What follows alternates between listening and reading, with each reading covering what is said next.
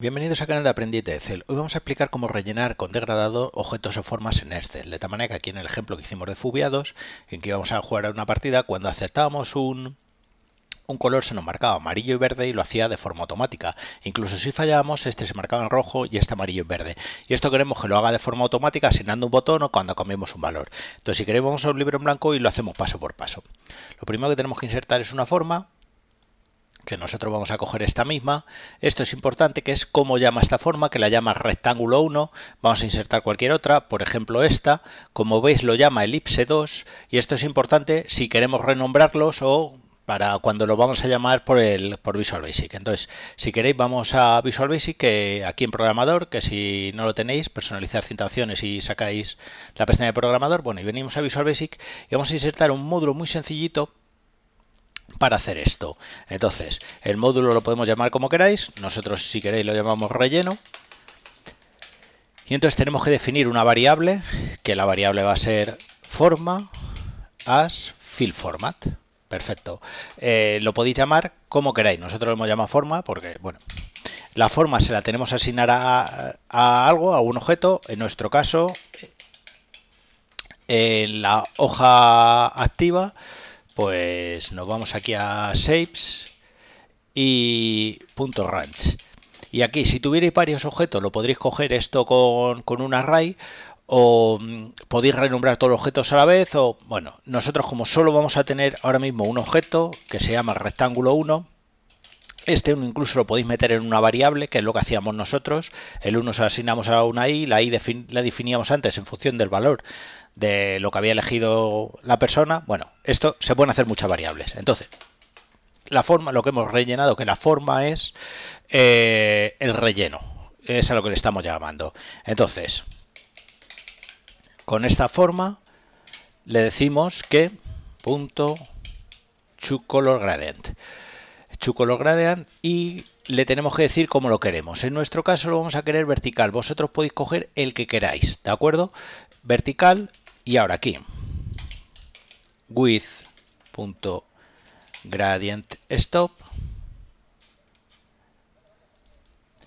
y le vamos a decir que este es el primer punto, ¿de acuerdo? Entonces aquí definimos un color y el color que es color RGB,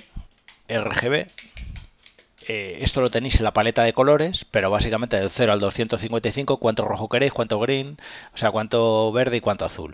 Entonces, nosotros si queréis vamos a poner un amarillo similar al que teníamos, 255, 255, 0. La posición de este, pues le vamos a decir que es la primera posición. Entonces, posición igual a 1 y no lo queremos transparente. Entonces, transparent igual 0. Entonces, con esto tendríamos el primer color. Vamos a terminar el en width. Perdonad, width. Bien, esto lo vamos a meter un poquito mejor para que se entienda. Y vamos con el segundo. Entonces, el segundo, with gradient stop, le vamos a decir un 2 y le vamos a poner otro color. Por ejemplo, este 100, 100. Y aquí la posición la 0. Bien, entonces en principio hemos terminado estos dos en width y ahora terminamos este. Con esto tendríamos dos colores, ahora veremos cómo si queréis podemos ir metiendo más. Entonces nos venimos aquí al libro 1, le vamos a asignar aquí a esa macro relleno, que lo tenemos por aquí. Y se para aquí, que le falta un 2 y vamos a parar y vamos a correrlo de nuevo. Bien, y como veis lo hace. Si queréis vamos a poner cualquier otro color, por ejemplo en vez del 100 vamos a poner 255. Esto incluso, que sería todo rojo, esto incluso lo podéis meter en una variable, si le damos, como veis lo hace. Vale, vamos a meter aquí colores intermedios, que podemos meter los que queramos. Entonces, aquí después de este en width, pues lo mismo, añadimos uno nuevo, que es, gradient stop, gradient stop, punto insert.